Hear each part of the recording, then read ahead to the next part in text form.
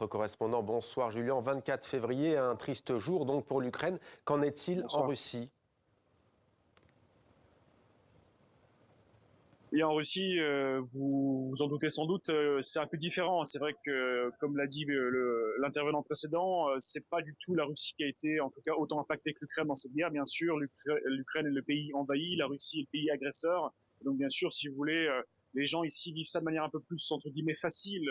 Il n'y a pas un risque existentiel pour la Russie comme il existe bien sûr en Ukraine. Alors tout de même, il y a beaucoup de familles endeuillées par la guerre. Tout de même, on sait que les tout derniers chiffres vérifiés par les médias russes indépendants parle d'environ 100 000 morts tout de même côté russe. Donc bien sûr, c'est un jour triste pour toutes les familles qui ont perdu des soldats ou dont les membres de la famille ont été blessés, par exemple, sur le front. Mais on peut parler de l'ambiance ici. C'est vrai qu'encore une fois, en Russie, 3 ans de guerre, les gens sont habitués à la guerre.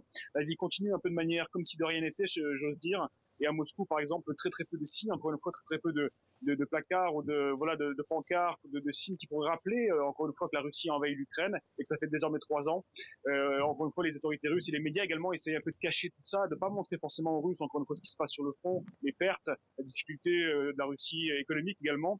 Et voilà, et on peut finir aussi en disant que bien sûr l'ambiance s'est un peu réchauffée au sein du Kremlin récemment, au sein des autorités russes, puisque bien sûr les États-Unis semblent désormais plus prompts à discuter avec eux, même à endosser les positions russes, ou en tout cas alléger un petit peu les demandes russes. Et donc, encore une fois, voilà l'ambiance au sein des cercles d'élite russes et sur les médias, on va dire, gouvernementaux. C'est plutôt que tout va bien pour la Russie. La Russie gagne sur le front et également au niveau diplomatique. Et donc, sans doute qu'encore une fois, voilà, on va voir ce qui va se passer avec Washington. Mais un dernier mot pour finir, c'est dire que désormais, les durs du régime sont critiqués, et notamment les canaux Telegram très pro-guerre, en tout cas, sont désormais critiqués par les médias officiels. Tout ceci pourquoi? Eh bien, parce qu'encore une fois, les discussions avec les États-Unis s'annoncent et il semble que tout le monde veuille un peu se calmer et attendre ce qui va se dire entre Poutine et Trump sur les semaines à venir.